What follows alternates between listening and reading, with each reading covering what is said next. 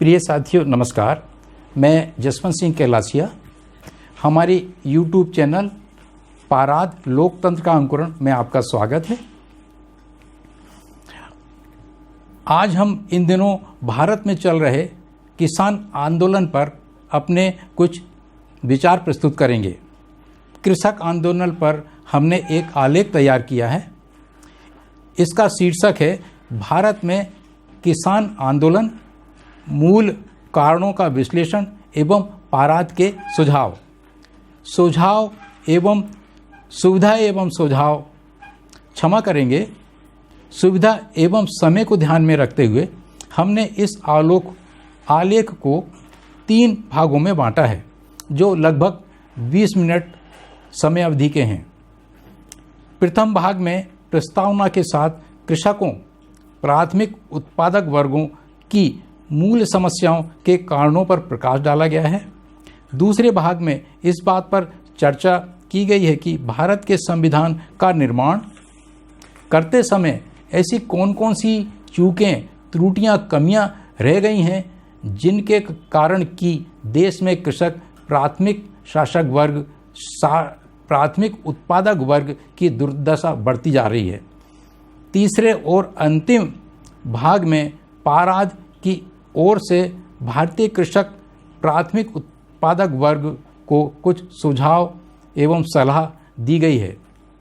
हमारे ये विचार सुझाव हाल ही में लॉन्च की गई राजनीतिक पार्टी लोकतांत्रिकों का समानुपातिक एवं हेतुक प्रतिनिधि जनसमूह, जिसे अंग्रेजी में नाम दिया है proportional and rational representatives alliance of Democrats, जिसका संक्षिप्त नाम है पाराद। हमारे ये जो विचार हैं, हमारी राजनीतिक पार्टी पाराद के दर्शन, विचारधारा, लक्ष्य, उसका विज़न एवं पार्टी के अनुगमन अप्रोच के अनुसार ही हैं। इस आलेख के विचार तकनीकी स्वरूप के हैं और गंभीर प्रकृति के हैं, अतः हम इस आलेख को सीधे पढ़कर आपकी सेवा में प्रस्तुत कर रहे हैं। इसमें त्रुटियां होना स्वाभाविक है, अतः त्रुटियों चूकों के लिए क्षमा चाहते हैं। आलेख की प्रस्तावना इस प्रकार है। भारतीय शासक वर्ग, जैसा कि हम अक्सर कहा करते हैं, विश्व के सभी शासक वर्गों से अति चतुर, चालाक, विलक्षण एवं छद्मरूपी है। विश्व से भिन्न उसकी अनेक विशेषताओं में से एक विशेषता, विलक्षणता, ये भी है कि उसका प्रोपेगेंडा डिपार्टमेंट बहुत ताकतवर एवं असरकारक होता है। इतना असरकारक कि वो अपने गुलामों को गुलामी में ही मौज मस्ती कराने और गौरवान्वित होते रहने के लिए विवश कर देता है। देश के कृषकों के प्रसंग में भारतीय शासक वर्ग यह प्रोपेगेंडा करता है कि भारत कृषि प्रधान देश है और भारत का किसान अन्नदाता है। यह अन्नदाता शब्द को से भावार्थ में भगवान के रूप में लेता है, लेकिन इस भगवान की हालत यह है कि यह भगवान भारतीय शासक वर्ग से इतना दुखी, प्रताड़ित एवं शोषित है कि प्रतिवर्ष हजारों की संख्या में आत्महत्या करता है। एक उल्लेखनीय बात यह है कि विश्व में, खासकर विकसित पश्चिमी देशों में, आप पाएंगे कि अगर वहाँ की समाज में सबसे अधिक मान सम्मान यदि किसी को मिलता है तो प्रथम है शिक्षक, वैज्ञानिक वर्ग और दूसरे क्रम में वहाँ का प्राथमिक उत्पादक वर्ग है, अर्थात कृषक है। एक बात और भी उल्लेखनीय यह है कि इन देशों के जीवन में राजनीतिक, आर्थिक, व्यावसायिक क्षेत्रों में अगर कोई प्रभावी वर्ग है तो वो वहाँ का कृषक, प्राथमिक उत्पादक वर्ग है। दूसरे शब्दों में हम कह सकते हैं कि इन देशों में कृषक, प्राथमिक उत्पादक वर्ग राजनीतिक, आर्थिक, व्यापारिक, औद्योगिक इत्यादि क्षेत्रों में परोक्ष अपरोक्ष रूप से कमांडिंग एंड गवर्निंग पोजीशन में रहता है। लेकिन इस कृषि प्रधान देश में कृषक प्राथमिक उत्पादक वर्ग मात्र डिमांडिंग पोजीशन में ही नहीं रहता, वह सब्जेक्ट अर्थात राजा की संपत्ति एवं मानसिक गुलाम भी रहता है। कृपया ध्यान दें, भारत का जो शासक वर्ग है उसकी जो सोच एवं मानसिकता है वो इस वैज्ञानिक, तार्किक एवं हेतुवादी 21वीं सदी में अभी भी पुरोहितवादी, अधिनायकवादी है। वो अभी भी राजा एवं प्रजा, the Kings and the subject की अवधारणा, कंसेप्ट को मानता है, प्रोफेस करता है। उक्त सैद्धांतिक वैचारिक पृष्ठभूमि के साथ हम अपनी बात विचार इस प्रकार से संक्षेप में प्रस्तुत करते हैं। भारतीय शासक वर्ग एवं विरोधाभास का नियम, द लॉ ऑफ कॉन्ट्रडिक्शन। विरोधाभास का नियम एक बहुत वैज्ञानिक एवं व्यापक नियम है। इस नियम के निर्माता ने 3 विरोधाभासों को चिन्हित किया है। पहला है तृतीयक विरोधाभास, दूसरा है द्वितीयक विरोधाभास एवं तीसरा है प्राथमिक प्रधान विरोधाभास, प्राइमरी प्रिंसिपल कॉन्ट्रडिक्शन। यहाँ इस नियम की व्याख्या करना प्रासंगिक नहीं होगा, लेकिन भारतीय कृषकों, प्राथमिक उत्पादक वर्गों के प्रसंग में हम एक गूढ़ रहस्य अवश्य बताना चाहेंगे कि भारतीय आर्थिक, सामाजिक, राजनीतिक, व्यापारिक, औद्योगिक, आध्यात्मिक व्यवस्था की जो मूल धुरी, एक्सिस और मूलाधार, पाइवोट है, वह देश का कृषक, प्राथमिक उत्पादक वर्ग ही है। इन जटिल बातों को कुछ इस प्रकार से समझ सकते हैं कि भारतीय शासक वर्ग की गतिविधियां संसद, विधानसभाएं, केंद्रीय एवं राज्यों के सचिवालय, समस्त विश्वविद्यालय, कॉलेज, अनुसंधान संस्थान, समस्त प्रकार के न्यायालय, संचालनालय, कमिश्नर, कलेक्टर कार्यालय, रेल इंजन डब्बे, हवाई जहाज, ट्रक कारों की फैक्ट्रियां, इस्पात प्लांट इत्यादि इत्यादि अगर 6 माह के लिए पूरी तरह से बंद भी हो जाएंगे तो कोई हाय तौबा नहीं मचेगी, हाहाकार भी नहीं मचेगा, देश चल जाएगा। लेकिन अगर देश का कृषक, प्राथमिक उत्पादक वर्ग उस 1 माह के लिए जब बोनी होती है, उस 1 माह के लिए जब फसल कटती है, उस 1 या 2 माह के लिए जब वनों में वनोपजों का संग्रहण एवं विदोहन, कलेक्शन एंड हार्वेस्टिंग होता है, घर में बैठा रहे, किसी 1 माह के लिए कोयला, लोहा, एल्युमिनियम आदि खनिज अयस्कों, मिनरल्स को खदानों से ना निकाले, देश की फाउंड्रियों में मात्र 15 दिनों के लिए श्रमिक बंद कर दे, ट्रक, जीप ड्राइवर मात्र 15 दिनों के लिए स्टीयरिंग ना पकड़ें, तो प्रथम तो देश चलने वाला नहीं है, हाहाकार मच जाएगा। दूसरे, स्वयं शासक वर्ग जो कि बहुत बड़ा परजीवी और उपभोगी वर्ग है ही बेहाल हो जाएगा। यह हो गया विरोधाभास एक प्रकार का। दूसरा विरोधाभास भारत की राजनीतिक जनप्रतिनिधित्व निर्वाचन प्रणाली से संबंधित है। यहाँ उक्त विरोधाभासों के विषय में इतना कह देना पर्याप्त होगा कि नंबर 1, भारत के संविधान में कुछ ऐसी चूकें, कमियां, त्रुटियां रह गई हैं जिनके कारण हमेशा हमेशा भारत के शासक वर्ग को ही सत्ता सुख भोगने, राज करने के लिए भारत का राजनीतिक, सामाजिक, आर्थिक वातावरण माफिक रहता है, अर्थात उसके लिए सूटेबल रहता है।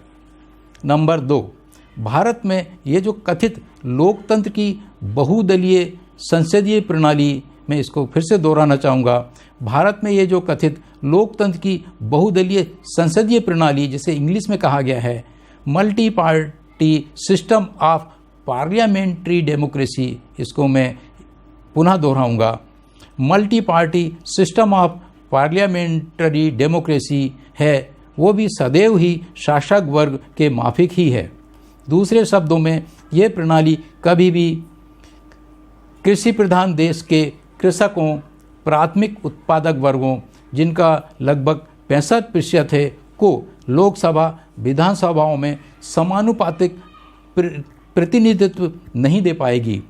बिंदु क्रमांक 3, भारत के निर्वाचन प्रणाली इलेक्टोरल प्रोसेस, जिसे तकनीकी भाषा में फर्स्ट पास द पोस्ट, मैं पुनः इसको शब्द को दोहराना चाहूँगा, फर्स्ट पास द पोस्ट कहा जाता है, कभी भी कृषकों, प्राथमिक उत्पादक वर्गों को स्वतंत्र रूप से संसद में एवं विधानसभाओं में जनसंख्या के अनुपात में प्रतिनिधित्व, प्रोपोर्शनल रिप्रेजेंटेशन सुनिश्चित नहीं कर पाएगा।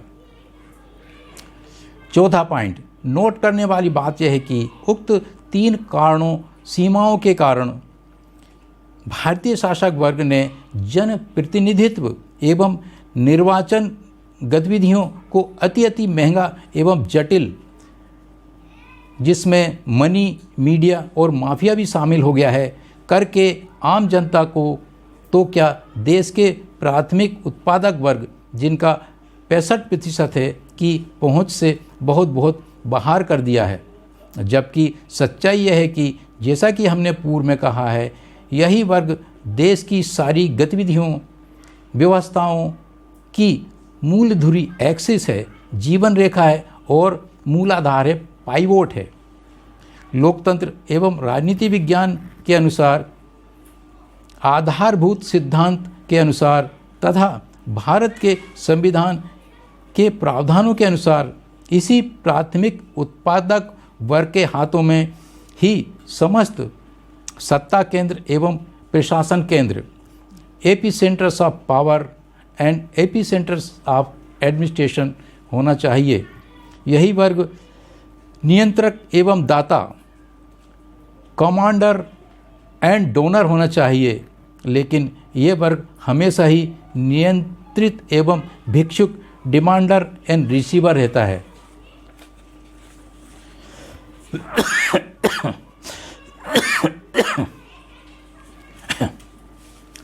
यहाँ मुद्दे की बात यह है कि ऊपर हमने जिन बातों का वर्णन किया है वे विरोधाभास के नियम के अनुसार तृतीयक एवं द्वितीयक विरोधाभास की श्रेणी में आते हैं या प्रकार के हैं।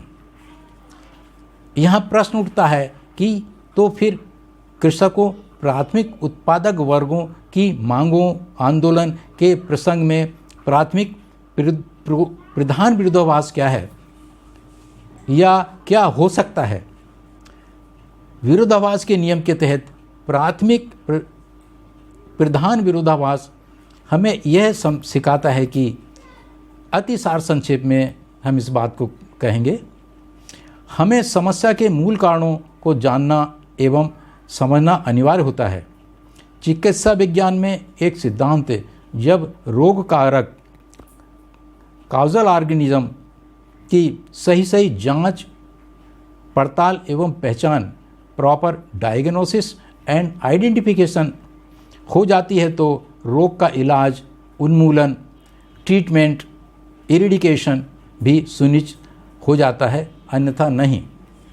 इस प्रकार पाराद हाल ही में लॉन्च की गई भारत की पहली एवं एकमात्र राजनीतिक पार्टी का यह तरफदारी स्टैंड्स है कि जैसा कि हमने पहले कहा है, भारत का यह वर्ग जो लगभग 65% है, जो देश की मूलधुरी, जीवन रेखा और मूलाधार है, वो आज 5 से 10% शासक वर्ग से न्यूनतम समर्थन मूल्य, मिनिमम सपोर्ट प्राइस, एमएसपी एवं अन्य छोटी छोटी ज़रूरतों के लिए डिमांड कर रहा है। इन छोटी छोटी मांगों के लिए युद्ध स्तर पर संघर्ष, आंदोलन कर रहे हैं। अर्थात दूसरे शब्दों में वे द्वितीयक एवं तृतीयक विरोधाभासों में उलझे हुए हैं। एक देहाती कहावत के माध्यम से हम इस गूढ़ रहस्य को समझाने की कोशिश करते हैं कि छूंचनों फाइबर रूट्स में उलझे रहना और मूल जड़ टैप रूट से दूर वंचित रहना। भारतीय शासित वर्ग की अक्ल कुत्ते की अक्ल से भी बदतर। प्राथमिक प्रधान विरोधाभास का एक अच्छा उदाहरण, हम इसको पुनः दोहराना चाहेंगे। भारतीय शासित वर्ग की अक्ल कुत्ते की अक्ल से भी बदतर। प्राथमिक प्रधान विरोधाभास का एक अच्छा उदाहरण, जब कोई व्यक्ति कुत्ते को पत्थर मारता है तो कुत्ता पत्थर की तरफ नहीं दौड़ता, हालांकि चोट पत्थर से लगती है, वो पत्थर मारने वाले की तरफ दौड़ता है। अर्थात कुत्ते तक को प्राथमिक प्रधान विरोधाभास का ज्ञान है। कुत्ता जानता है कि उसको चोट पत्थर से नहीं, पत्थर मारने फेंकने वाले से लगी है। लेकिन भारतीय शासक वर्ग, क्षमा करेंगे, लेकिन भारतीय शासित वर्ग, खासकर कृषक, प्राथमिक उत्पादक वर्ग की सोच समझ को भारतीय शासक वर्ग ने इस सीमा तक दूषित, नियंत्रित करके रख दिया है कि वो अपनी चोटों, पीड़ाओं, शोषण के निदान के लिए धरना, प्रदर्शन, रैलियां, पुतला दहन, गाली गलौज भरे नारों, तृतीयक एवं द्वितीयक विरोधाभासों में ही उलझा रहता है। दुख की बात तो यह है कि विश्व चलन से विपरीत भारत में धरना, प्रदर्शन, रैलियों, पुतला दहन, चक्का जाम आदि गतिविधियां एक फैशन सी बन गई हैं। और गूढ़ रहस्य यह है कि ये सब भारतीय शासक वर्ग द्वारा एक फंदे, ट्रैप की तरह आविष्कार की गई चीज़ें हैं, जिसमें भारतीय शासक वर्ग अपने सब्जेक्ट को उलझाकर रखे रहता है। यानी समस्या की मूल कारण प्राथमिक विरोधाभास को जानना तो दूर रहा, मानसिक गुलामों को सोचने विचारने तक नहीं देता। प्राथमिक प्रधान विरोधाभास का भारतीय कृषक, प्राथमिक उत्पादक वर्ग, farmers, primary producers of India के प्रसंग में व्यवहारिक पक्ष यह है कि जो वर्ग 65% सबका दाता, डोनर और नियंत्रक, कमांडर है, वह उस 5 से 10% के सामने याचना, डिमांडिंग कर रहा है, जो प्राथमिक उपभोक्ता वर्ग है। भारत में ये जो कमांडर और डिमांडर की उल्टी गंगा बह रही है, यही प्राथमिक प्रधान विरोधाभास है। एक अंग्रेजी कहावत है, याचक कभी नियंत्रक नहीं हो सकता। इसको इंग्लिश में इस तरह से कहते हैं, बेगर can not be A chooser. हम इस कहावत को दोहराना चाहेंगे, याचक कभी नियंत्रक नहीं हो सकता, बेगर can not be A chooser. Bharat में वास्तव में जो नियंत्रक, चूज़र है, वह याचक, बेगर है, बना हुआ है, और जो याचक, भिक्षु है, वो नियंत्रक बना हुआ है। यह अवस्था भी प्राथमिक प्रधान विरोधाभास का अच्छा नमूना है। प्रिय साथियों, इस प्रकार कृषक आंदोलन पर इस आलेख का प्रथम भाग यहाँ समाप्त होता है। कृपया द्वितीय भाग एवं तृतीय भाग को देखने का भी कष्ट करें। हमारे साथ बने रहने के लिए धन्यवाद। नमस्कार।